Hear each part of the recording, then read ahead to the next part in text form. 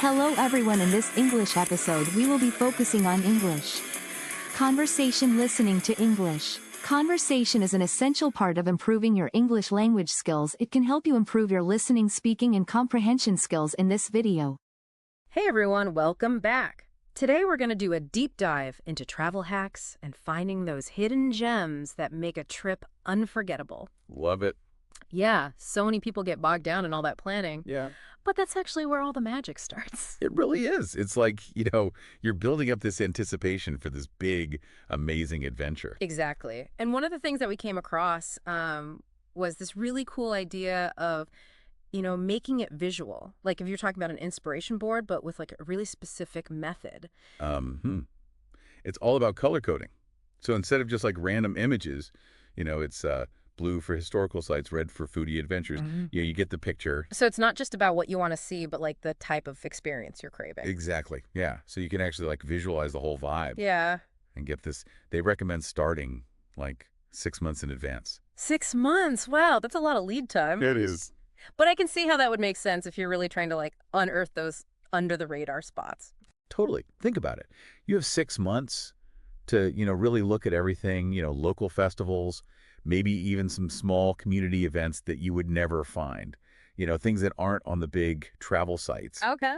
You might end up experiencing something totally different. Right, like a side of your destination that most tourists don't even know about. Exactly. I like it. Okay, so we're talking about planning ahead, but what about when you actually get to your destination? One of the sources mentioned this idea of a sandwich approach to sightseeing. Oh, yeah. That's a good one. It's about balancing, those must-see landmarks with those more authentic local experiences. So the idea is to hit those popular attractions early. Oh, so like first thing. Yeah.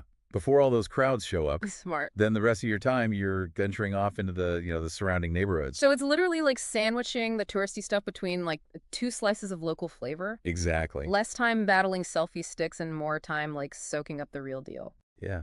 And there's one source that told this great story about how doing just distorted that led them to this amazing family-run restaurant in Portugal. Oh, wow. That wasn't even on any maps. That's awesome. It was all word of mouth. I love it. And remember, local transportation. Yeah. That's where it's at. It's not just getting from point A to point B. It's like watching daily life unfold around you. So true. Okay, so speaking of connecting with the local scene, let's talk about cultural immersion.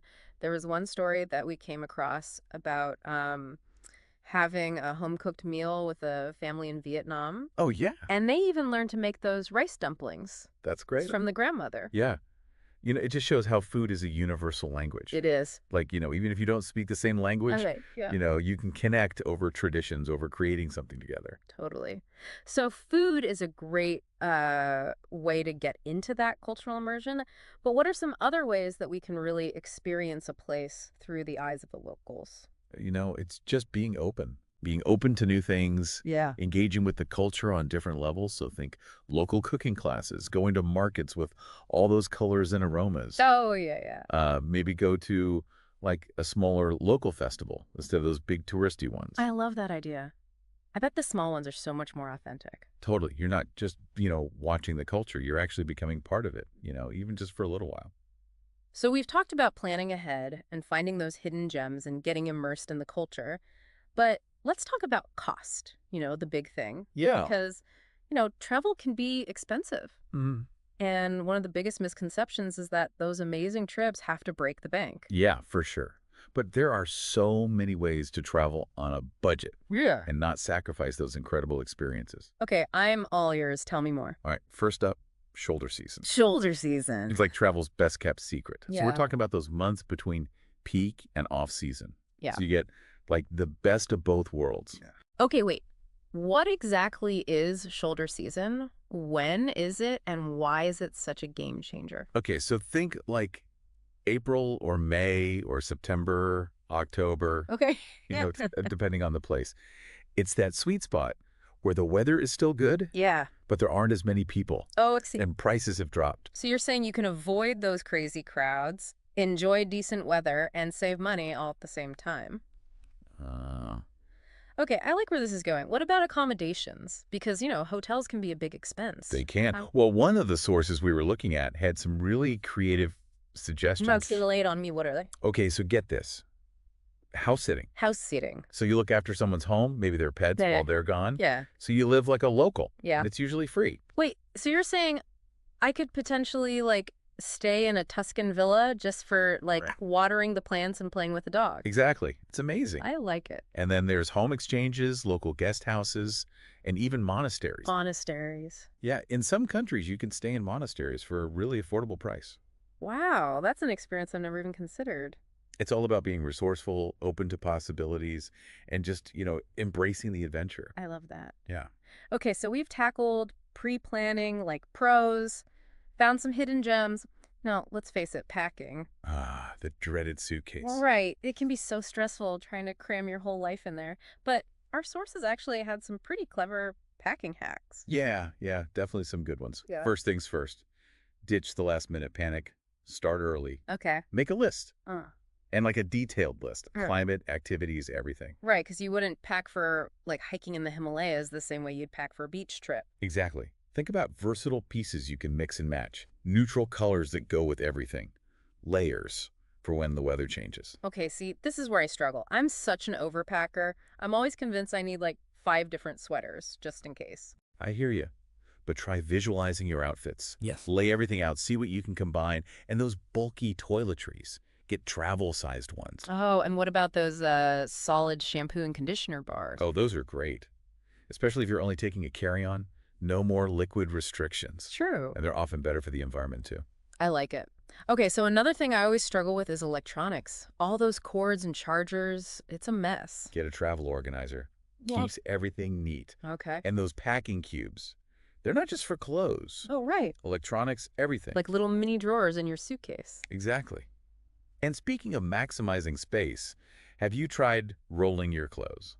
I've heard of that, but does it really work? It does. Lay the garment flat, fold it lengthwise, and roll from the bottom up. You can even use a rubber band to hold it. Oh, that's smart. And here's one I learned.